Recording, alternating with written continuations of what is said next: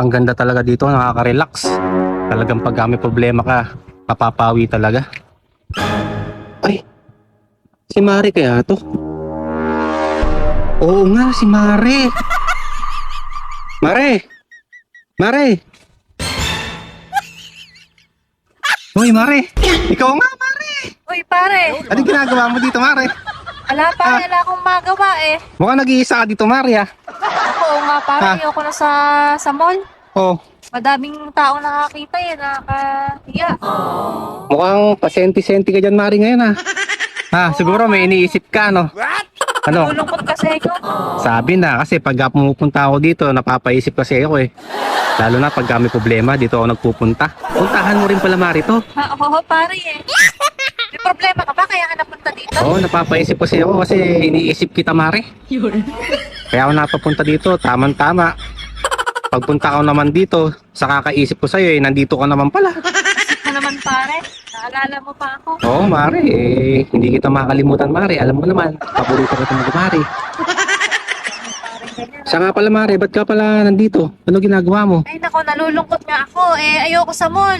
Wala akong mapuntahan doon. Wala akong mapwesto. Oh, bakit? Nasaan na naman si Pare? Eh, yun nga eh. Umalis na naman yung pare mo. Wala na naman akong kasama sa bahay. Yan naman Pare na yan, eh, lagi naman busy sa trabaho na naman siguro, no? Nasa tayo.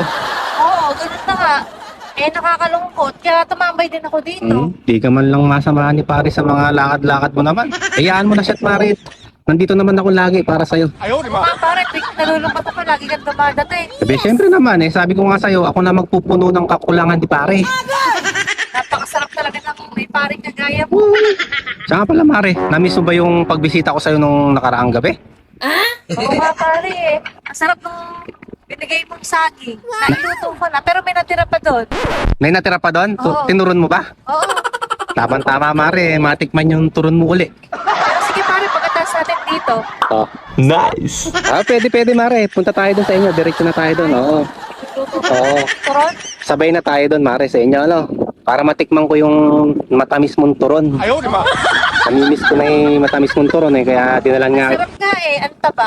Oo, mataba talaga yun, Mare, kasi... Medyo mahaba. Oo, kasi nag-iisang puno yun sa likod namin, Mare, kaya pinitas ko na. Mukhang malusog na malusog yung saging ni pare ah. Hindi, syempre naman, parang sa pare mo, malusog, saka matabang pagmamahal sa'yo, Mare. Ika nga pare, kung nakatayo ka dyan, gusto mo maupo? O sige, Mare, upo ako ha. Uy, sana all. Ito, maupo ka na rito. Sige, Mare, kaya na pa ako lakad na lakad eh. Oo nga eh. Makahinga ka dyan. Oo. Ang ganda talaga ng view dito, Mare. Ano? Ang ganda ng view. Lalo na pag may katabing kagaya mo, Mare. Nandyan ka na naman, pasulap-sulap sa'kin. Mare, ang ganda talaga ng view, Mare. Mare, pwede ko bang yung kamay ko nangangalay? Iakbay ko lang ng ganito, Mare. Uy, sana Gusto mo pala, para tumambay dito pag may kasama. Ganito ba yung ginagawa sa'yo ni Pare, minsan? Mare, Ala, hindi ka pa siya nakakasama dito. walang kwenta talaga yung pare mo na yun, Mare. Hindi ka man lang nilalamping, hindi ka man lang nilalablab sa gabi. O kaya, minamasahe.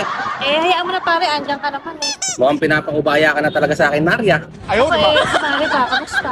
Ako, yung Mari mo naman na yun, sablay din yun, Mari. Pagka nasa bahay, bunga nga ng bunga nga, diwara ng diwara. Tapos wala palagi, nandun palagi sa biyenang ko. Saka mukhang pera yun, Mari. Kaya napunta ako dito at nagmumuni-muni, nag-iisip-isip. Eh, Kasi bakit naman pare?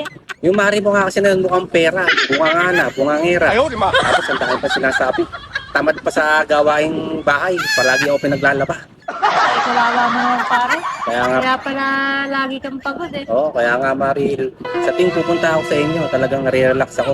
Hindi ko naiisip yung sa bahay, Mari. Eh, hayaan mo pare, mamaya eh, mamasahin kita. Sana all. Gusto mo ba yun pare? Mari, namimiss ko yung masahe mo.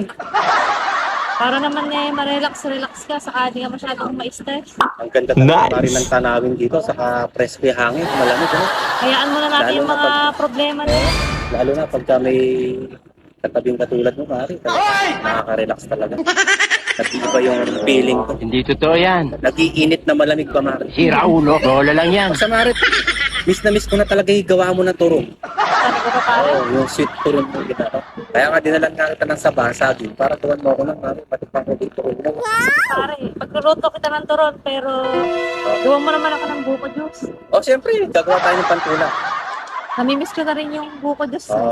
Yung masabaw.